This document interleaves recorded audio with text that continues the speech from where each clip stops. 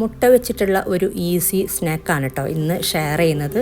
റംസാൻ മാസത്തിലൊക്കെ ഒരു കുക്കിംഗ് ഗ്രൂപ്പിലൊക്കെ സ്ഥിരം ചോദിക്കാറുള്ള ഒരു റെസിപ്പിയാണ് ഈ ഒരു എഗ്ഗ് വെച്ചിട്ടുള്ളൊരു പക്കോട. അപ്പം നോക്കാം. അപ്പോൾ ഇതിന് വേണ്ടിയിട്ട് ഒരു ബൗളിലോട്ട് 4 ടേബിൾ സ്പൂണ് മൈദ ചേർത്ത് കൊടുത്തിട്ടുണ്ട്.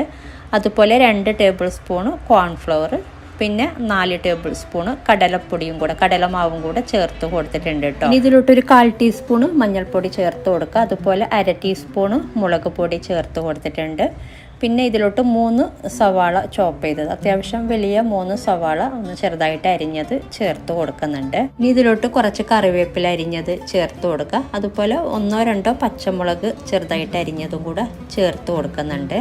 ഇനി ഇതിലോട്ട് കുറച്ച് മല്ലിയില അരിഞ്ഞത് ചേർത്ത് കൊടുക്കുക, ഒരു 2-3 ടേബിൾ സ്പൂണ്. ഇനി 1 ടീസ്പൂണ് ക്രഷ് ചെയ്ത ഇഞ്ചിയും കൂടെ ചേർത്ത് കൊടുക്കുന്നുണ്ട്. പിന്നെ ഒരു നുള്ളു കായപ്പൊടി വേണമെങ്കിലും ചേർത്ത് കൊടുക്കുക കേട്ടോ.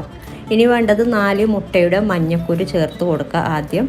പിന്നെ പാകത്തിനുള്ള ഉപ്പ്, അതുപോലെ ഇത് കുഴക്കാൻ പാകത്തിന് വെള്ളം. അപ്പോൾ ആദ്യം 1/4 കപ്പ് വെള്ളം ചേർത്ത് കൊടുക്കുക, എന്നിട്ട് നോക്കിയിട്ട് പിന്നീട് വെള്ളം ചേർത്ത് കൊടുക്കുക കേട്ടോ. ഞാൻ പറയാം ടോട്ടലായിട്ട് എത്ര വെള്ളം ചേർത്തതെന്ന്.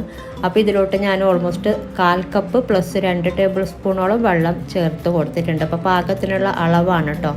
ഇനി ഇതിലോട്ട് ചേർത്ത് കൊടുക്കുന്നത് മുട്ടയുടെ വെള്ള, 4 മുട്ടയുടെ വെള്ള ഒന്ന് ചെറുതായിട്ട് കട്ട് ചെയ്തതും കൂടെ ചേർത്തിട്ടൊന്ന് നന്നായിട്ടൊന്ന് മിക്സ് ചെയ്തെടുക്കുക. അപ്പോൾ എല്ലാം മിക്സാക്കി എടുത്തിട്ടുണ്ട്. അപ്പോൾ വെള്ളത്തിൻ്റെ അളവും എല്ലാം പാകത്തിനായിട്ടുണ്ട്. അപ്പോൾ വെള്ളം പോരാ എന്നുണ്ടെങ്കിൽ കുറച്ച് ചേർത്ത് കൊടുക്കുക കേട്ടോ, 1 ടേബിൾ സ്പൂണൊക്കെ. പിന്നെ ഒരു പക്കോടയുടെ കൺസിസ്റ്റൻസി അറിയാമല്ലോ. അപ്പോൾ എളുപ്പത്തിൽ ചെയ്യാൻ പറ്റുന്നൊരു മുട്ട വെച്ചിട്ടുള്ളൊരു പക്കോടയാണിത്. ഇനി നമ്മളിത് സാധാരണ ചെയ്യുന്ന പോലെ കുറേശ്ശേ എടുത്തിട്ട് എണ്ണ ചൂടായ ശേഷം ഒരു മീഡിയം ഫ്ലെയിമിൽ വെച്ചിട്ട് ഇതുപോലെ കുറേശ്ശേ ഇട്ട് കൊടുക്കുക, എന്നിട്ട് ഫ്രൈ ചെയ്തെടുക്കുക കേട്ടോ. ഒരു സൈഡ് ഒരു ലൈറ്റ് ബ്രൗൺ കളർ ആകുമ്പോൾ തിരിച്ചിട്ട് കൊടുത്താൽ മതി. അപ്പോൾ മുട്ട വെച്ചിട്ട് ഇതുപോലെ ഫ്രൈ ചെയ്തെടുക്കുമ്പോൾ പൊട്ടിത്തെറിക്കാറുണ്ട്. നല്ലോണം സൂക്ഷിച്ച് വേണം ഫ്രൈ ചെയ്തെടുക്കാനായിട്ട്. ഹൈ ഫ്ലെയിമിൽ ഒരിക്കലും വെക്കരുത് കേട്ടോ. മീഡിയം ടു ലോ ഫ്ലെയിമിൽ വെച്ചിട്ട് വേണം ഫ്രൈ ചെയ്യാനായിട്ട്. അപ്പോൾ ഞാൻ മൊത്തം തിരിച്ചിട്ട് കൊടുത്തിട്ടുണ്ട്. അപ്പോൾ ഇതായിട്ടുണ്ട്. അപ്പോൾ ഇത് മാറ്റാം. അപ്പോൾ ഇതുപോലെ തന്നെ ബാക്കിയുള്ളതും കൂടെ ഫ്രൈ ചെയ്തെടുത്താൽ മതി. അപ്പോൾ നമുക്ക് എളുപ്പത്തിൽ ചെയ്യാൻ പറ്റുന്നൊരു എഗ് പക്കോടയാണിത്. അപ്പോൾ ഇങ്ങനെ ട്രൈ ചെയ്തിട്ടില്ലെങ്കിൽ ട്രൈ ചെയ്ത് നോക്കാം കേട്ടോ.